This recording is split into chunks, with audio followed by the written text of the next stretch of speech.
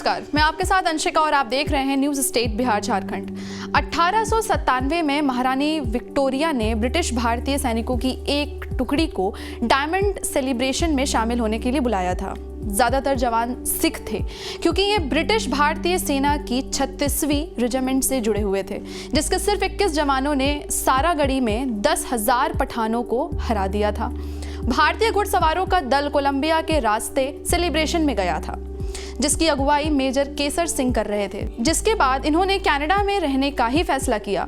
बाद में कोलंबिया से लगभग 5,000 भारतीय भी कनाडा आ गए, जिसमें अधिकतर सिख थे। 1897 के बाद जब कॉमनवेल्थ हुआ तो महारानी विक्टोरिया ने कहा था कि जो ब्रिटिश इंडिया के लोग इनमें भाग लेंगे उनको बराबर के अधिकार मिलेंगे। इससे लोग प्रभावित हुए और बाद में जो भी सेना से रिटायर हुए लगभग बसने के लिए कनाडा जाने लगे।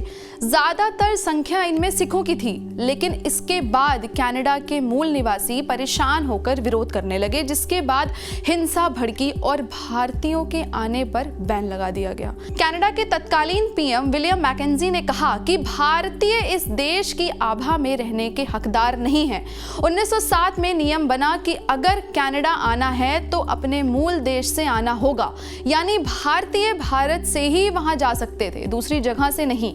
भारतीयों के लिए ये भी नियम बना कि अगर कनाडा आना है तो उसके पास $125 होना जरूरी है। 2036 तक 23% हो जाएगी प्रवासियों की आबादी, जबकि यूरोपियंस के लिए सिर्फ $25 का प्रावधान था। बाद में 1914 आते आते सिखों को जबरन भारत भेजा जाने लगा। एक जहाज में गए भारतीयों को कोलकाता लौटा दिया गया था, जिसके कारण 19 लोगों की मौत भी हो गई थी। 2016 में जस्टिन ट्रूडो ने हाउस ऑफ कॉमन में इस घटना पर माफी भी मांगी थी।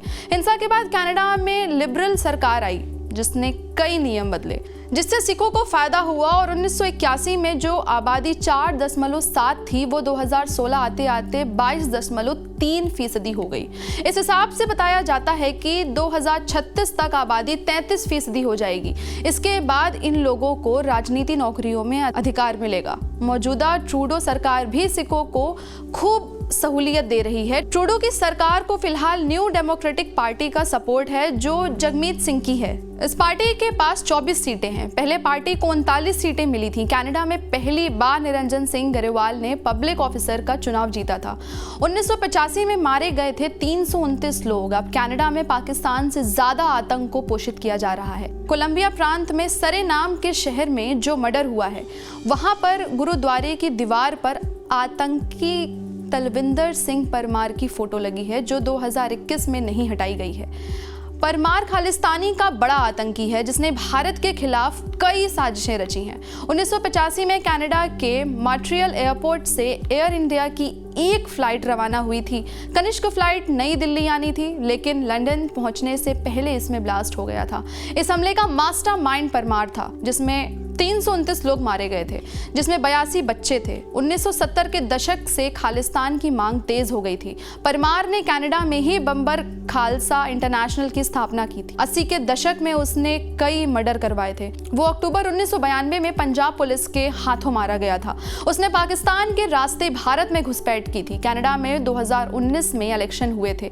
तब ट्रूडो की पार्टी को 157 सीटें मिली थी, लेकिन बहुमत से 20 सीटें कम होने के कारण एनडीपी से गठबंधन किया गया था, जिसको सिर्फ 24 सीटें मिली थी। इसके दबाव के बाद से ट्रूडो ने हमेशा खालिस्तान के हितों को लेकर बेतुके बयान दिए हैं।